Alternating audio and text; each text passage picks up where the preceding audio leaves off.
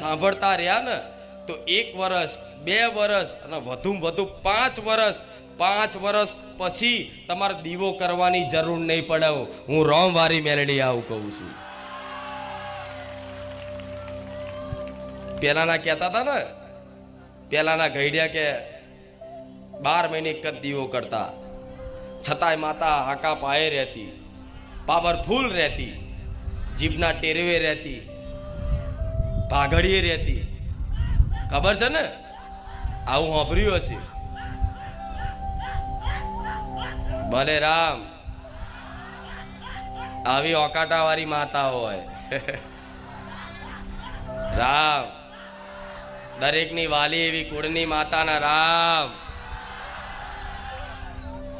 ચામુંડાના રામ, મહાકાળીના રામ, આશાપુરાના રામ, હરસિદ્ધિના રામ, શક્તિના રામ, ખોડિયારના રામ, ઉમિયાના રામ, હિંગળાજના રામ, અંબેના રામ, બહુચરના રામ. રામ ભલે રામ. આ હેત લાગ્યો, આ એડો લાગ્યો માતાનો, તો આ તમારી માં જ બારે જા ધામ તમને મોકલે છે કે દીકરાઓ જાઓ. મને માતાને પામવી હોય ને, મને માતાને પામવી હોય, મારી અસલી કૃપા શું છે જીવનમાં જોવી હોય તો બારે જા ધામ જાઓ અને ખુખાર મેલડીની ચૂંદડીનો પાલવ પકડી લો.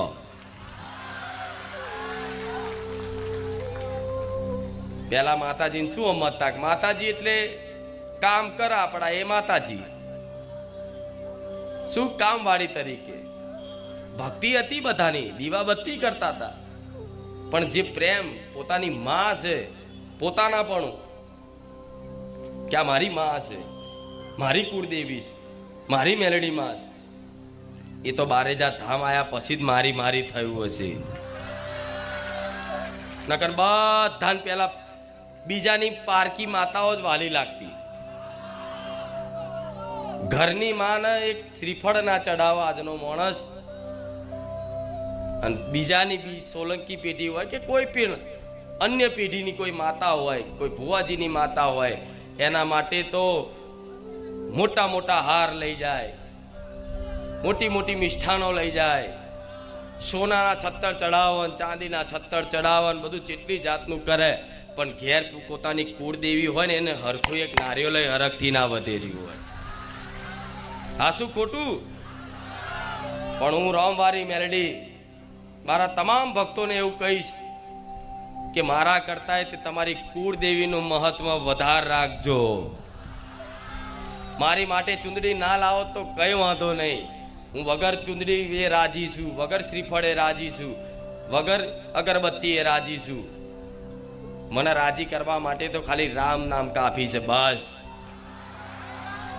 તમારી ઘેર બેઠેલી માતાઓ માટે જે ભાવ થાય ને એ ભાવથી, પ્રેમ ભાવપૂર્વક હેતથી કંઈ પણ વસ્તુ કોઈ અન્ય માતાજીએ ધામે જતા હોય અને કંઈ પણ લઈ જતા હોય, મીઠાઈ છે, પેડા છે કે ગમે તે તમે ભાવથી લઈ જતા હોય, એ તમારા ઘેર ફોટામાં બેઠી હોય, નાના અમથા ફોટામાં, પણ એ ફોટાની આગળ જઈને તમને જે મનમાં ભાવ જાગે એવી વસ્તુ લઈ જઈને આમ ધરાવો ને તો માને એવો ઓળકાર આવે ને કે આટલા વર્ષો સુધી. તો મિત્રો આજના વિડીયોમાં આપણે વાત કરશું બારેજા ધામના ખૂંખાર મેળીમાં વિશે. તો મિત્રો ખૂંખાર મેળીમાંના સાનિધ્યમાં જે કોઈ પણ નવા પ્રવચનના વિડીયો જોતા હોય મિત્રો, અથવા તો માણીના સાનિધ્યમાં પ્રવચન સાંભળવા માટે આવતા હોય મિત્રો, તે લોકો માટે શું છે મિત્રો, કઈ વસ્તુ છે કે તે લોકોનું દુઃખ દૂર થઈ જાય મિત્રો. અને ઘણા શ્રદ્ધાળુઓ એવું કહે છે કે ભાઈ અમે કોઈકને આંગળી ચીંધી કે ભાઈ આ જગ્યાએ જાય તો મારું કામ થઈ જશે, તો એનું કામ થઈ ગયું, પરંતુ અમારું કામ હજી થયું નથી મિત્રો. ઘણા શ્રદ્ધાળુઓના કામ કહે છે કે ભાઈ અમારે તો સગા આવ્યા હતા તો એનું 1 અઠવાડિયામાં કામ થઈ ગયું, અમારું 2 વર્ષ થયા તો પણ હજી કામ થયું નથી. તો એનું શું કારણ છે મિત્રો આવું થવા? અચ્છા, એના માટે માત્ર એકને એક જ કારણ છે મિત્રો કે તમે તમારો શ્રદ્ધાભાવ સાચો હોય મિત્રો તો તમારું કામ થશે. નહીંતર તમે 1 વર્ષ શું આખી જિંદગી કાઢી નાખશો તો મિત્રો તમારું કોઈ પણ દેવસ્થાને કામ નહીં થાય. માતા એવું કહે છે કે કોઈ પણ દેવસ્થાને જાઓ બધા દેવ તો સાચા જ છે, અમુક જે ભુવા હોય મિત્રો તે છેતરપિંડી કરતા હોય એનાથી દૂર રહેવું જેમ કે એવું કહેતા હોય કે વિધિને એટલા થશે ને એટલા રૂપિયાની વિધિ થશે ને એવું બધું કહેતા હોય મિત્રો. તો એવા લોકોથી દૂર રહેવું. બાકી બધી જગ્યાએ સારું જ હોય છે મિત્રો. તો એના માટે મિત્રો ખૂંખાર મેળીમાના સાનિધ્યમાં પ્રવચન સાંભળવા માટે તમે આવતા હોય મિત્રો, તો તમારે કેવી વિધિ કરવી, કેવી રીતે તમારે રહેવું મિત્રો, કે જેથી તમારા દુઃખ હોય મિત્રો તે દૂર થઈ જાય. તો એમાં મિત્રો તમારે એવી રીતે રહેવું જોઈએ કે ખૂંખાર મેળીમાના સાનિધ્યમાં પ્રવચન સાંભળવા માટે તમે આવતા હોય મિત્રો, તો માળીના સાનિધ્યમાં તમે ચાલીને આવવાની માનતા કે એવી માનતાઓ ન કરો મિત્રો. તમારે કેવી માનતા કરવી મિત્રો, તમારે એવી માનતા કરવી કે માળીના સાનિધ્યમાં તમે આવો અને પછી તમે એવી માનતા કરો કે માળી હું ઘરે જઈને કૂતરાને દૂધ સાથે બિસ્કિટ આપી, અથવા તો ગાયને રોટલી આપી, અથવા તો કીડીને કીડિયારું પૂરી, અને મિત્રો આવી ચકલાને ચણ નાખવાની, અથવા તો આવી કોઈ પણ પ્રકારની માનતા એક તમે રાખો કે મારી મારું કામ થઈ જાય ત્યાં સુધી આ કામ કરીશ, તો મિત્રો તમારું કામ થઈ જશે. કારણ કે તમારા જે પાપ કર્મ હોય મિત્રો તે ધોવાતા જશે. તમે આ સારું કર્મ કરશો તો એ તમારું એડ થતું જશે, ઉમેરાતું જશે. તો આ રીતે મિત્રો બધા શ્રદ્ધાળુઓના કામ ખૂંખાર મેળીમાના સાનિધ્યમાં થતા હોય છે. તો જો મિત્રો તમે પણ માળીના સાનિધ્યમાં નવા આવ્યા અને તમારે પણ માળીના સાનિધ્યમાં પ્રવચનમાં કામ કરાવવું હોય મિત્રો, અથવા તો તમારે પણ માળીનું પ્રવચન સાંભળીને તમને પણ એવું લાગતું હોય કે અમારું પણ કામ થઈ જાય, તો તમારે આ માર્ગ અપનાવવો જોઈએ, જેથી કરીને તમારું કામ વહેલા તે પહેલાં થઈ જાય. તો મિત્રો તમને આજનો વિડીયો કેવો લાગ્યો કોમેન્ટમાં જરૂરથી જણાવજો. પછી બીજી વસ્તુ એ મિત્રો કે ખૂંખાર મેળીમાના સાનિધ્યમાં પ્રવચન સાંભળવા માટે લાખો શ્રદ્ધાળુઓ આવતા હોય, તો તે લોકોના દુઃખ કઈ રીતે દૂર થતા હોય છે મિત્રો. તો તેના દુઃખ દૂર કરવા માટે મિત્રો માળીના સાનિધ્યમાં પ્રવચન સાંભળવા માટે આવતા હોય મિત્રો, તો તેના દુઃખ દૂર કરવા માટે તમારે માત્ર ને માત્ર એક જ કામ કરવું જોઈએ. એ કયું કામ છે મિત્રો, તો તમારે એવું કામ કરવું જોઈએ કે જેનાથી તમારા જીવનમાં કોઈ પણ પ્રકારની તકલીફ ન રહે. તો એ કયું જીવનમાં તકલીફનું કારણ બને મિત્રો, કે તમે જીવનમાં કોઈ પણ લોકોને નડો મિત્રો, કોઈનું અહિત કરો મિત્રો, તો તમારા જીવનમાં તકલીફ આવે.